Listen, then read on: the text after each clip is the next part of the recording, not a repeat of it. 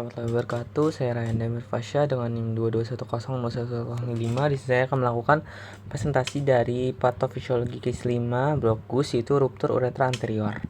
Dimana dimulai dengan Tuan A yang berumur 38 tahun. Dia datang dengan keluhan tidak dapat BAK spontan atau tidak dapat BAK spontan sejak 3 jam sebelum masuk rumah sakit setelah kecelakaan jatuh dari pohon.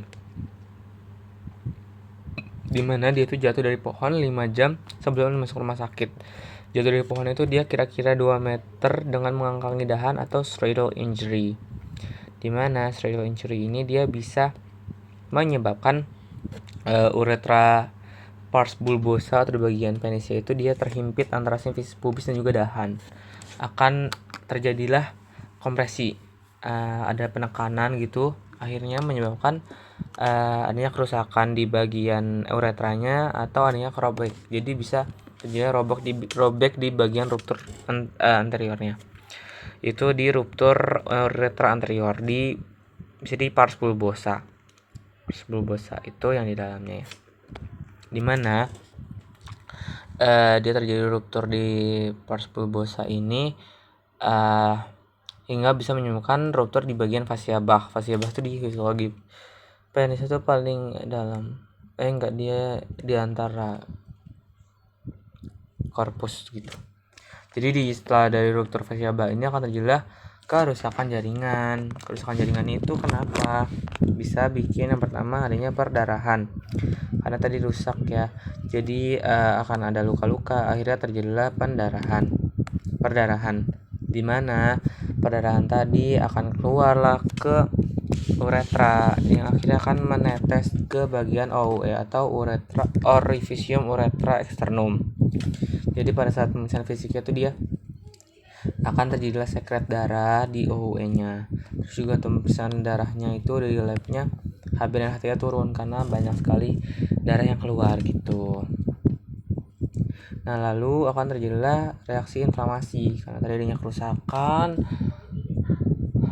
Dia bisa menimbulkan reaksi inflamasi yang akan mengaktifasi DAMPs atau Damage Associated Molecular Patterns yang akan merangsang aktivasi dari sel imun, sehingga akan terjadilah peningkatan sitokin dari pola inflamasi. Contohnya ada interleukin 1, interleukin 6, TNF-alpha yang akan nanti mengaktifkan metabolisme asam arachidonat dan akan ada pelepasan dari bradikinin. Nah, bradikinin ini dia bisa mensensitasi di nociceptornya. Nanti akan teruskan lagi ke talamus yang akhirnya akan menyebabkan pasien merasakan nyeri pada bagian genital eksternalnya dan pada saat BAK atau buang air kecil gitu. Nah, lalu karena nyeri tadi bisa meningkatkan adanya tekanan darah, heart rate dan juga respiratory rate-nya gitu. Lalu ada akan terjadi pelepasan dari leukotrin. Nah, leukotrin ini dia bisa meningkatkan permeabilitas vaskular yang meningkat, sehingga di vaskular itu dia cairan akan keluar sehingga terjadi edema di bagian penis. Nah, karena ada edema ini dia juga bisa menyebabkan aliran urinnya akan terhambat sehingga terjadi retensi urin. Retensi urinnya akan komplit gitu, jadi akan penuh, yang menyebabkan dia tidak bisa BAK spontan karena keluhan itu. Jadi dia tidak bisa BAK spontan, yang mana jika dipaksa untuk mengejar untuk dikeluarkan, urinnya itu bisa keluar sedikit, namun dia bercampur darah karena tadi ada yang kerusakan jaringan di antara uretranya tadi, jadi dia bisa keluar tapi bersama dengan darah. Nah, lalu karena retensi urin ini dia menyebabkan vesika urinarinya penuh. Iya dong, karena dia susah untuk dikeluarkan, akhirnya di vesika urinaria penuh, sedangkan tadi ekskresi urin akan banyak dari ginjal. Jadi vesika urinaria penuh akan bisa pertama menekan saraf sensoris di VU sehingga bisa mensensitasi dari reseptor sehingga terjadilah nyeri tekan suprapubis. Lalu pada saat pemeriksaan fisik juga dia di regius suprapubisnya dia distensi, terus juga kesannya pun buli-buli kesan penuh. Terus dilihat di USG juga dia vesika urinaria penuh karena penuh dengan cairan atau urin gitu.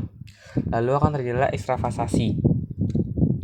Nah, ekstravasasi ini dia itu ekstravasasinya dari karena ruptur tadi. Jadi yang pertama ada ekstravasasi darah. Jadi darah bisa keluar ke jaringan interstisial, yaitu bisa menyebabkan butterfly hematom. di mana butterfly hematom ini dia khas pada ruptur uretra anterior gitu, di mana di bagian perineum, skrotum, penis dan juga regio pelvisnya itu akan terjadi hematom berbentuk seperti kupu-kupu, makanya disebut butterfly hematom. Tuh. Karena tadi banyaknya ekstravasasi, dia juga bisa menurunkan HB dan juga HT saat pemeriksaan darahnya.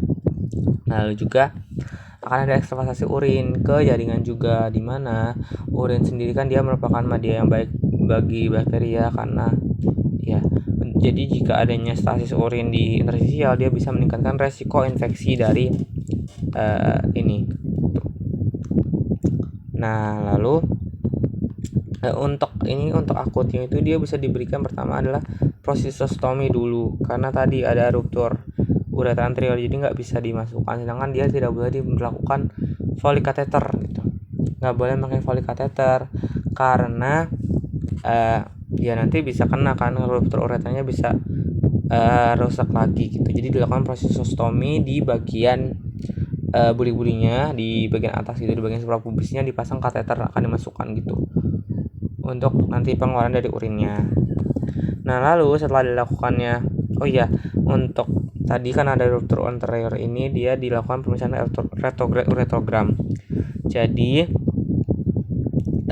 kontrasi itu masuk melalui OUE kan, masuk melalui OUE, jadi berhenti di pars bulbosa. Jadi dia tidak mengisi uretra posterior dan juga vesika urinaria. Jadi adanya ruptur nih, udah pasti adanya ruptur di bagian anteriornya, di ruptur uretra anteriornya gitu. Nah, lalu karena tadi sudah dilakukan proses stomi, akan ada pengeluaran dari retensi. Jadi ada retensi akutnya akan menghilang. Nah, tadi karena adanya semua penyebab ini, dia menyebabkan pemulihan jaringan dari pemulihan dari ruptur tadi. Ini setelah 2 minggu bisa terjadilah pembentukan adanya fibrosis karena akan adanya pelepasan dari growth factor, terus juga akan terjadi proliferasi fibroblast menjadi myofibroblas, ada deposisi kolagen, pembentukan fibrosis. Akhirnya terjadilah jaringan parut pada uretra gitu, sehingga saat dilakukan lagi pemeriksaan lanjutan itu ada cystouretogram bipolar. Dia di proses stominya itu akan ada pertama kontras dari uretra akan mengisi uretra dan berhenti di pars bulbosa dengan minimal ekstravasasi. Jadi nanti kontrasnya dari OUE akan masuk, tapi dia berhenti di pars bulbosa sama kayak yang tadi. Terus karena tadi udah ada proses stomi di bagian buli-buli tadi, akhirnya dimasukkan lagi kontrasi di situ. Makanya disebut tadi bipolar kan, karena dari 2 tempat yang berbeda gitu. Jadi yang pertama dari VU-nya dulu, dia akan mengisi di bagian uretra posterior, di bagian pars bulbomembranosa, dan juga tampak ada defek 1K 10 mm gitu. Sehingga diagnosisnya itu untuk ini adalah terjadilah ruptur uretra pars bulbosa komplit grade 4 gitu. Lalu untuk pelaksananya tadi kan sudah dilakukan bukan Foley catheter tapi proses stomi di versi urin.